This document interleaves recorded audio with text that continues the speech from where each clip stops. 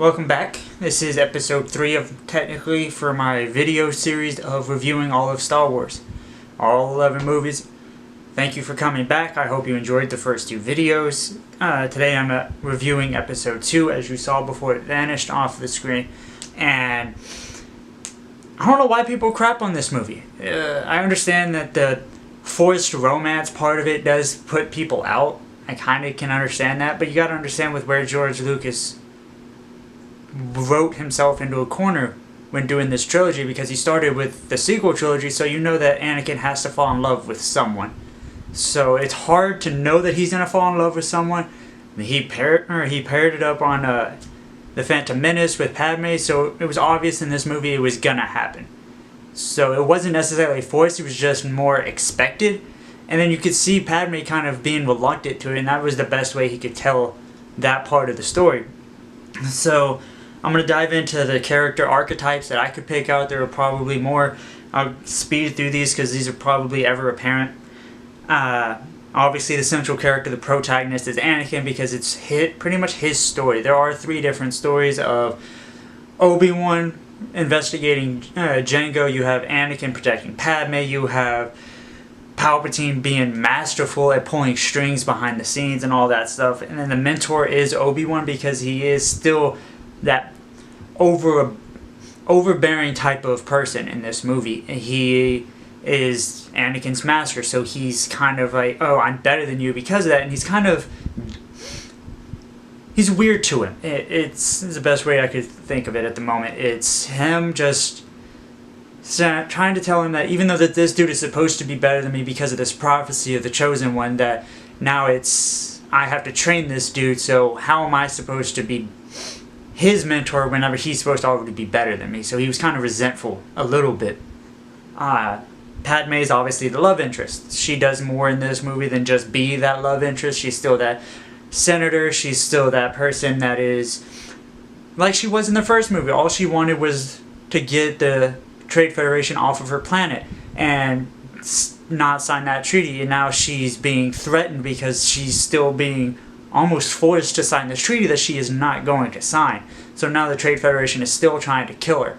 So that's why you have the Anakin and Padme pair up. And then the shadows, the antagonists, are Dooku and Jango Fett.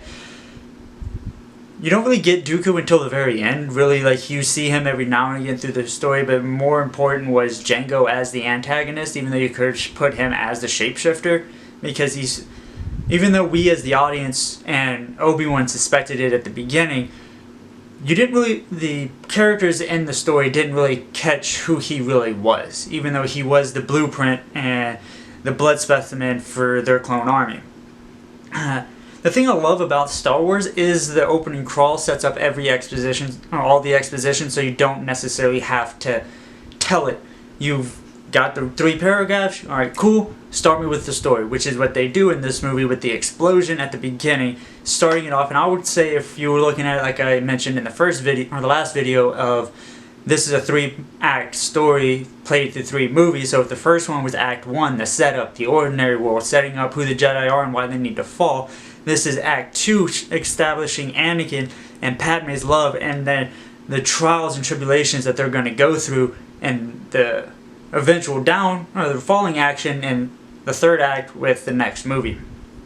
But obviously this does follow the 3-act structure, and I was cognizant of those moments. It did hit the timestamps of at 30 minutes, Anakin and Padme were heading back to Naboo to pretty much hide, which was the start of Act 2.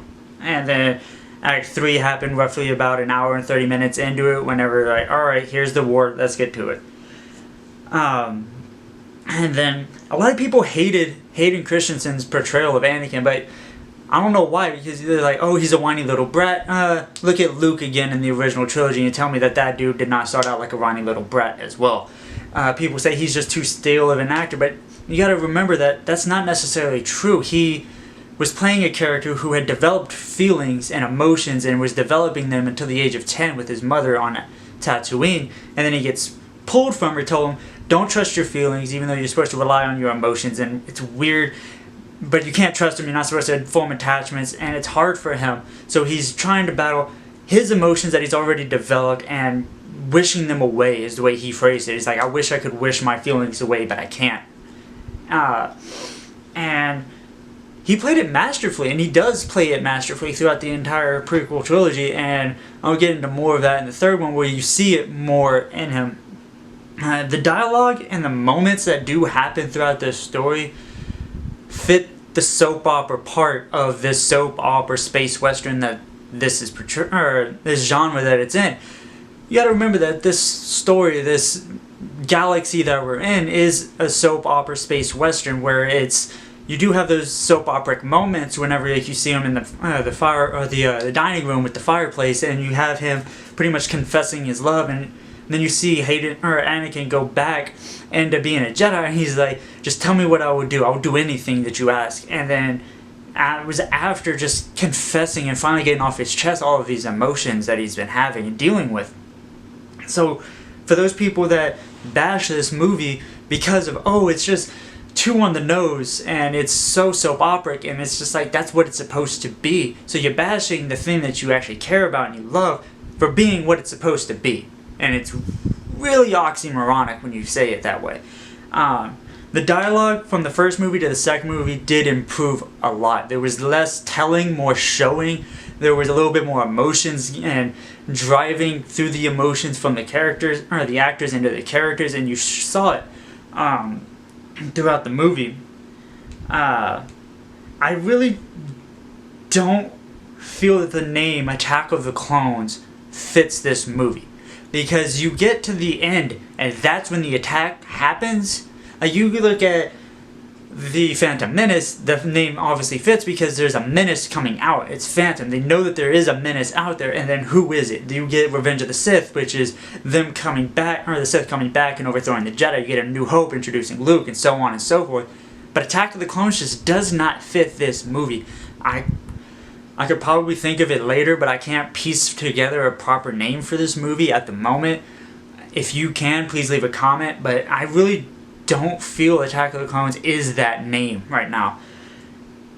Just a little funny moment was whenever Anakin and Padme were in the field that I picked up on that I just threw aside because it was, this is this lovey-dovey moment, and it was Anakin revealing his true feelings, but they're in this field, they're having this picnic, and then Anakin is talking and saying that the system doesn't work, and then throughout the dialogue and throughout the conversation, you have Padme saying, well, that sounds like an awful lot like a dictatorship, and Anakin says, well, if it works, just go with it, kind of thing, and that was just like, that was, even though we already know what happens in the original trilogy, that was foreshadowing to it because him and Palpatine become dictators, and I loved that moment. Another piece that I didn't really like through this movie was the choreography during the end battle scene when all the Jedi show up. You have Jedi whipping out their lightsabers in the retarded motions that don't need to be there. Like this one Jedi literally pulls it out like this, goes like that, and then tries to use the Force, and there's no droids around. Or you have just like people waving around the lightsabers and there's no droids. So I would say that was a little bit up to the editing or the choreography of this move or this scene in this moment. That definitely should have been worked on better. It feels like, just as a viewer, that it was just George Lucas and then everyone that was working on this moment behind the scenes was just like, okay, this is what's happening, go forward. They didn't really have much to go on, and then you get what you get, and it's just like this over acting type moment where people are doing windmill kicks for no reason. You have force pushes for no reason. You have slashes and overworked choreography for no reason when there's only like one droid around you, and there's no bullets or blasters being fired at you, and it's just like, why are you doing it? But then you get a little bit later on whenever Anakin and Obi-Wan are fighting Dooku. That was a brilliant scene to show the class and the training and the greatness of Dooku in this moment and how much better he was than Obi-Wan and Anakin. And then Christopher Lee as an actor sold that fight against Yoda so well because Yoda wasn't there when filming, so he literally had to make it look like he was fighting someone on set and there wasn't anyone there. But then you go and you get the movie when they CGI'd Yoda into this moment, and it looks almost flawless, and I loved it. So that was my take. I would probably rate this movie probably around a 5 out of 10 because it was bad, it was good, but it was kind of balanced, like all things should be, as Thanos would say, I guess. Or bringing the balance back, or the force into balance. I don't know, I'm rambling at this point. But it's just, this movie is something that we needed to see. Because we needed to understand why Padme fell for Anakin, why Anakin fell for Padme, how they got together. We needed this moment. We needed to see them getting together. Did we need it as long and drawn out as this movie was? Probably not. But it's what we got. And again, it's loving the art that we got.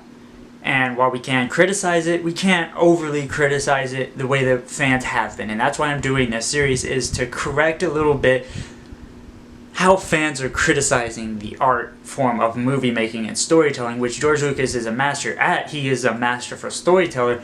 It's just the execution of these stories falls flat at times. So that was me with Attack of the Clones. Like I said in the last video, I'll try to release these every day. I am in class, so if I fall flat on trying to release these every day, I apologize. I'll make sure to get them out as promptly as I can. Tell me how you felt about this movie, and please, if you haven't seen it in a while, go back and watch it, because Star Wars is Star Wars. It will always be Star Wars. Just because it might not be the best Star Wars and the best it can be, it is still Star Wars, and it's what we got. And if you love Star Wars, you should at least care for these movies, and not necessarily, you can hate them and you can not like them, but you still should watch them if you're really a fan, in my eyes.